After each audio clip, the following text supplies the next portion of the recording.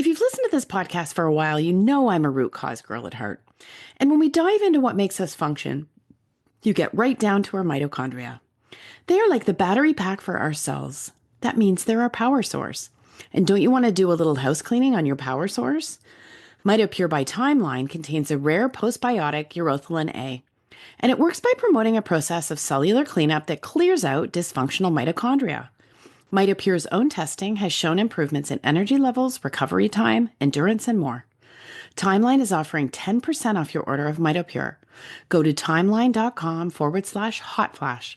That's timeline.com/hotflash. Hi, welcome to the Hot Flash Inc. podcast. This is a solo edition. I'm doing this because I just have this roundup of things I want to say. And also because I got two text messages, and I've realized that if you text message, I don't have to feel bad if I can't write back. There is no mechanism. It's a privacy thing. So I can respond to you here. So please, if you're listening, do send me a text message. I was listening to a podcast I like called the All In podcast this week. And it's like a business podcast. It's all these tech guys. Makes you feel like you're really in the loop. But they were like super pissing me off because this has nothing to do with anything. But they were talking about how to be an accredited investor and invest in private companies. You have to show that you have this certain amount of income and you have $1 million in assets. And one of them was arguing that there should be a test and for the average individual to be able to do this. And the others were arguing that we're all too stupid and it would be too dangerous. And I wanted to write to them and say, hey, some of us are in the middle. So if you write to me, I just want you to know it doesn't have to be like, Amory, I love you, even though I'm going to tell you a text that's to that effect. This text came in from Canada. That's a pretty big location. We need more of these quick listening chats just to lift that perimenopause cloud that makes us feel so alone some days. You put a smile on my face with your relatable stories, like I just had a chat since I was nodding and laughing out loud or saying my side of that relatable story at the same time, end brackets, with a friend over coffee. Absolute gem. Cheers to drinks and desserts.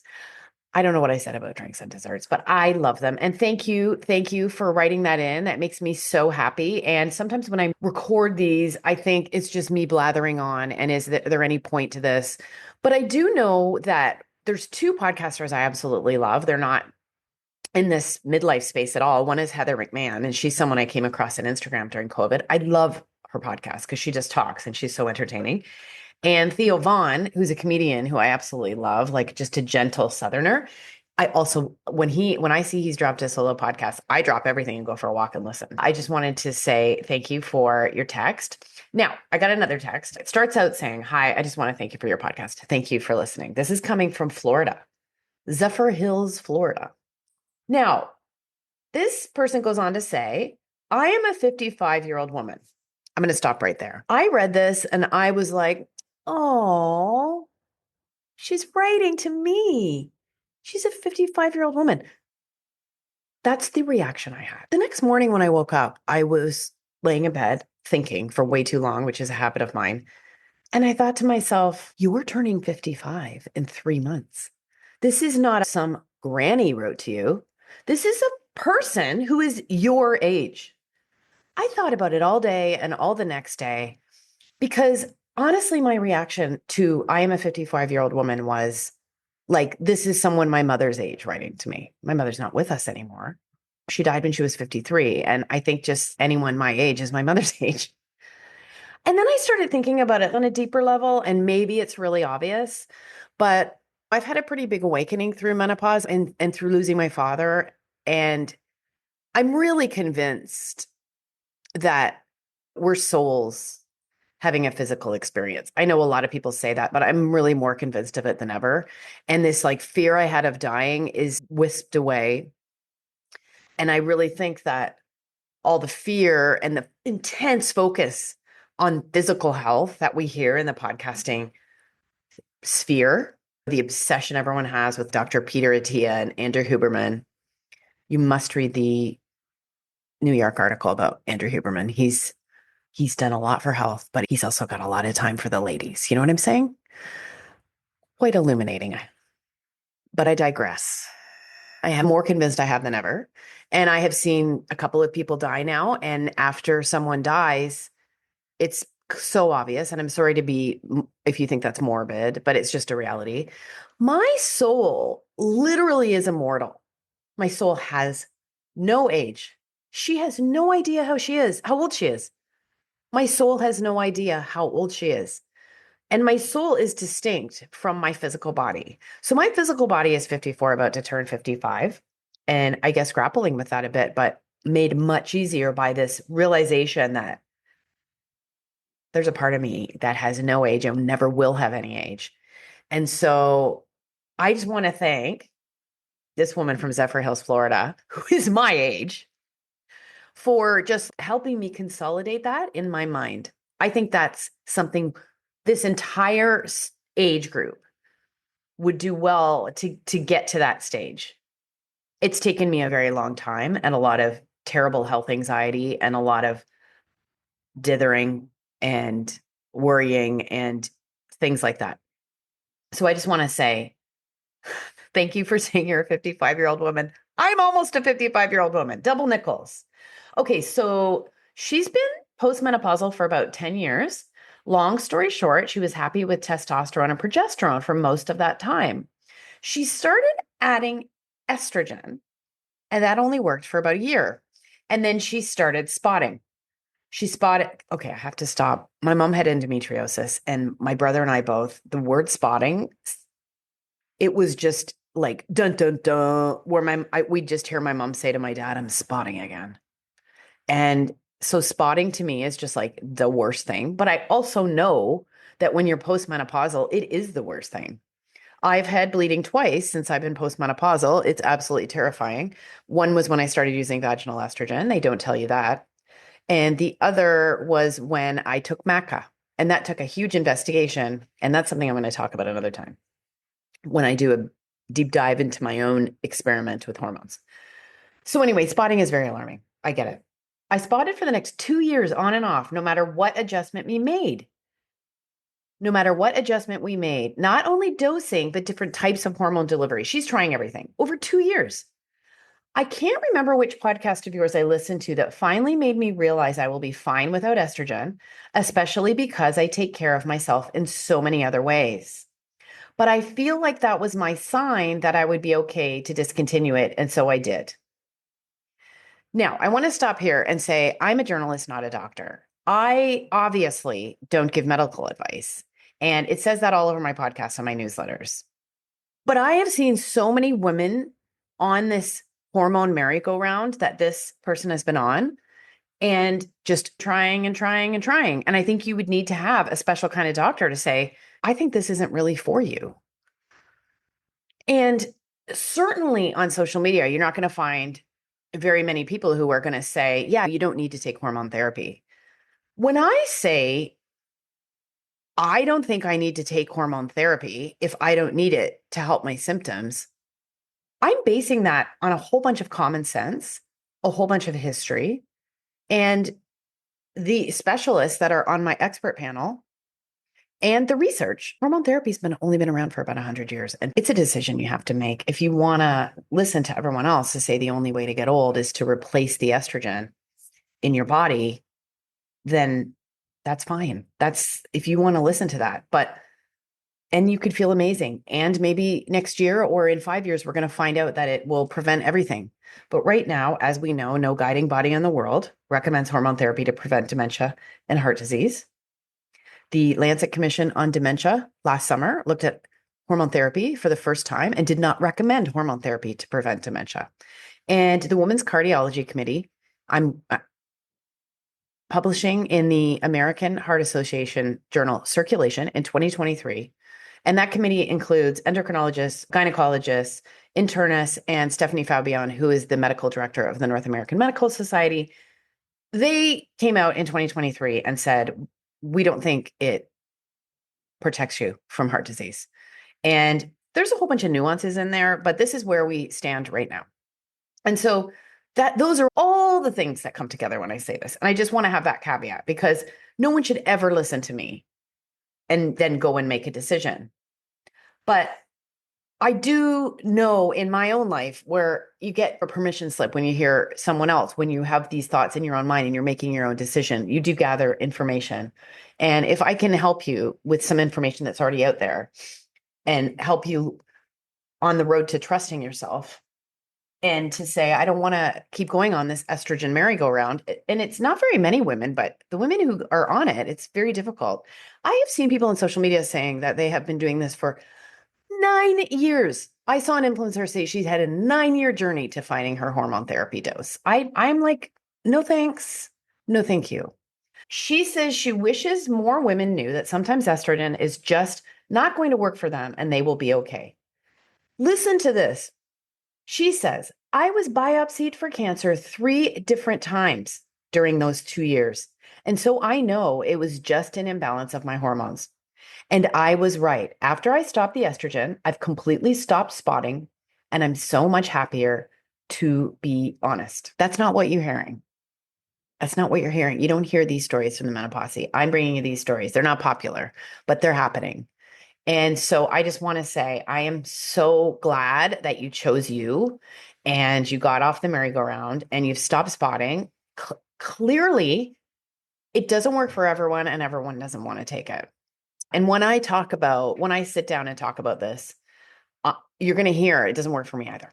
I'm spoiler alert. Okay. And then she said, more recently, but a doctor on who talked about high iron levels in postmenopausal women. That was me and actually still is me, but it seems to be a complete mystery to all of my doctors as to why that was happening to me. And the doctor you interviewed made it seem like it would be a natural thing to build up iron if we weren't menstruating. Anyway, I decided I will start donating blood on a regular basis to help offset that iron buildup. So thank you again for doing what you do. I am also going to start donating blood. So thank you very much, Zephyr Hills, Florida. I am so happy to hear someone just say, come on. And this happens a lot in our lives. And we need sometimes just that sister who will be like, because if you have friends on hormone therapy and you're having trouble with hormone therapy, you're not going to get like an actual clear answer. We've been experiencing this through our entire life. If your friend is doing something and you try to talk to her about how you don't want to do it, like it takes a really good friend to be like, you do you. Like it's very hard for friends to differentiate from the thing they're doing that works for them when their friend is saying, I don't want to do that. I feel like that causes problems in all but the very best friendships. So anyway, I'm glad to be here for you. If you're watching this podcast, you'll see I'm wearing this weird like device. And I know what I look like when I'm wearing it. Okay.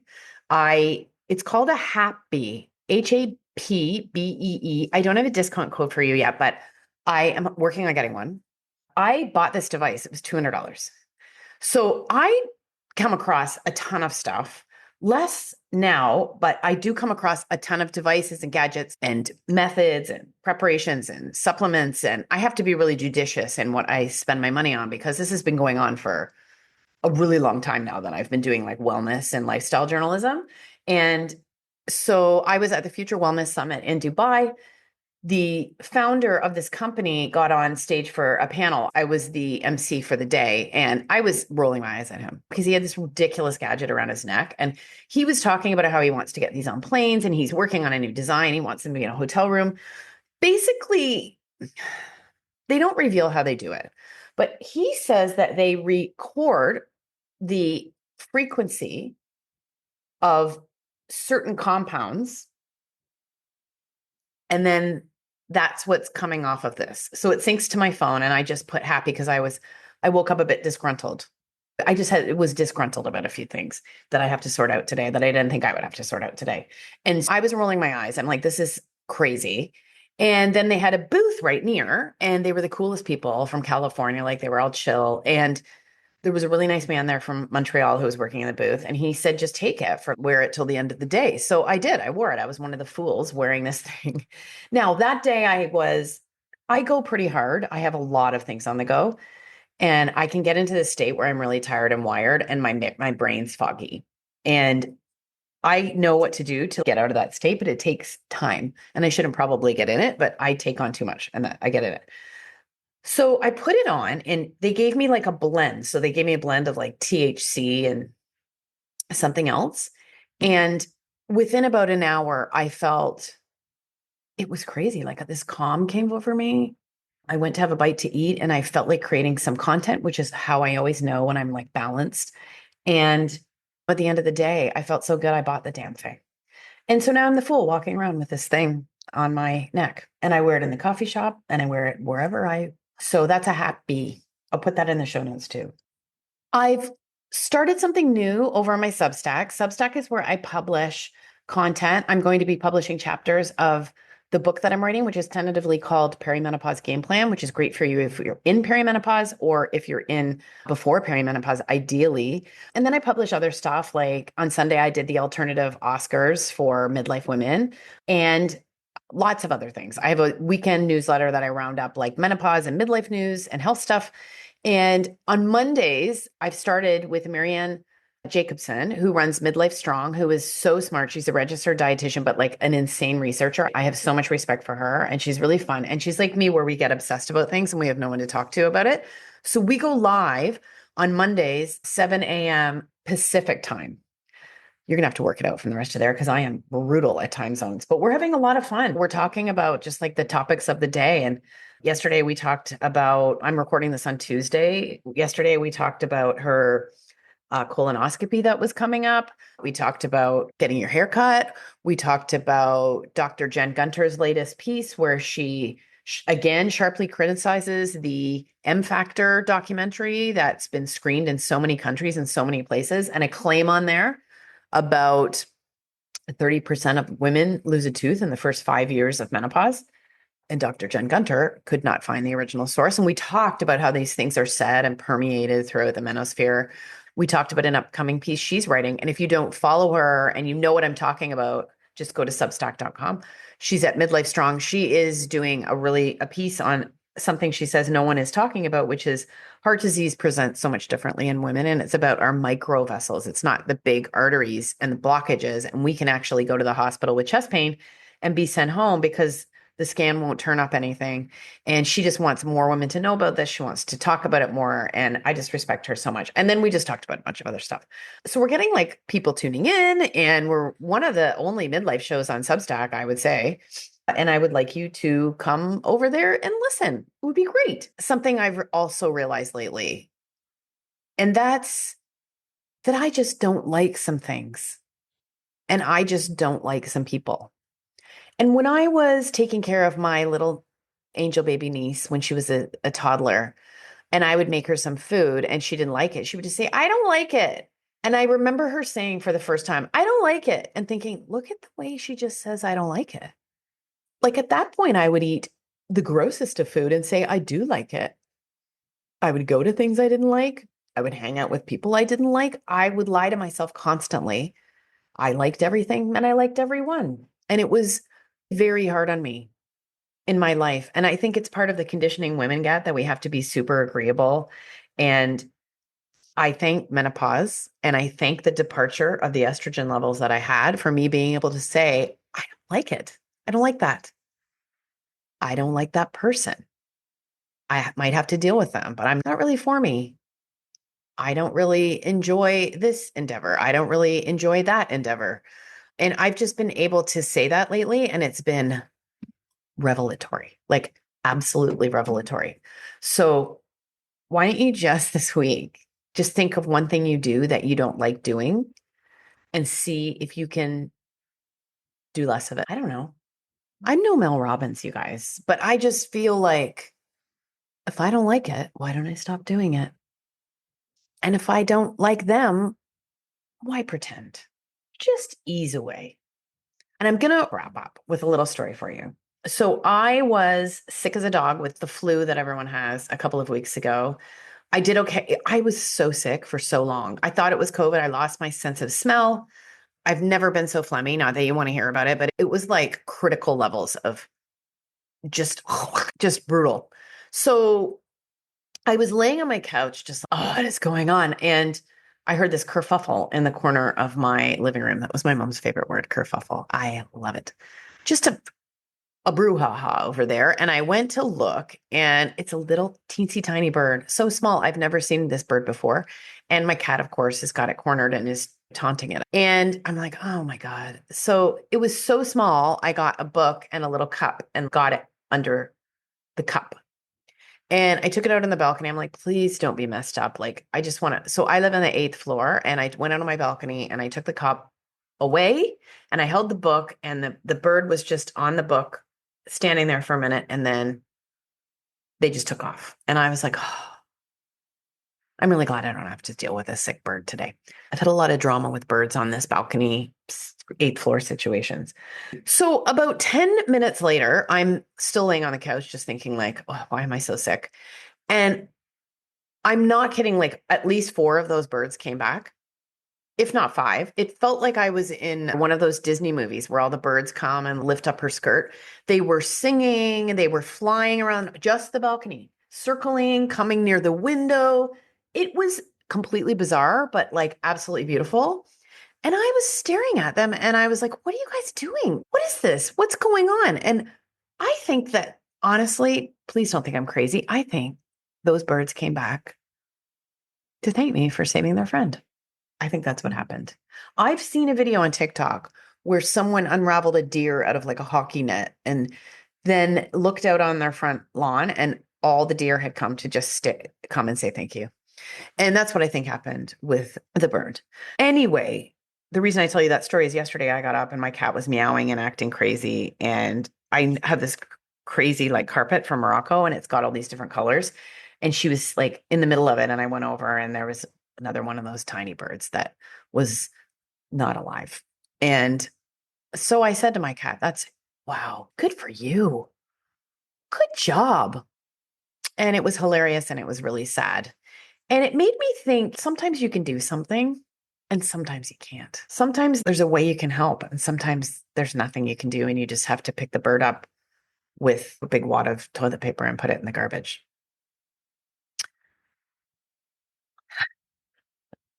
I hope I'm not making too much of that story. I will swear that they came to say thank you. They didn't come and say thank you after that. And I don't think they'll be back, but that's okay. I did my best. I hope you do your best this week to get through the week. Thank you so much for the beautiful souls that have written because that's really encouraging to me. I do a lot of work alone and it's really lovely to hear that I'm not just blathering into the ether.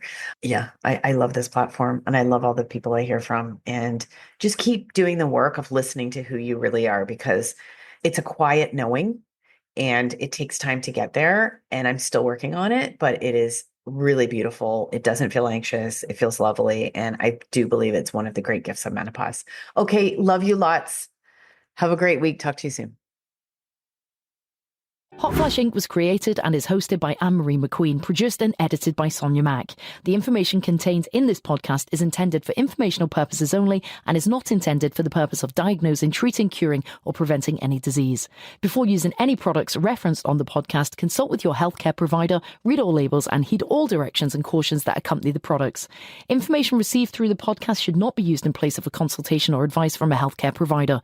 If you suspect you have a medical problem, i.e. menopause or anything else, or any healthcare questions, please promptly see your healthcare provider. This podcast, including Marie McQueen and any producers or editors, disclaim any responsibility from any possible adverse effects from the use of any information contained herein. Opinions of guests on this podcast are their own, and the podcast does not endorse or accept responsibility for statements made by guests. This podcast does not make any representations or warranties about a guest's qualifications or credibility. This podcast may contain paid endorsements and advertisements for products or services. Individuals on this podcast may have direct or indirect financial interest in products or services referred to herein. This podcast is owned by Hot Flash Inc. Media.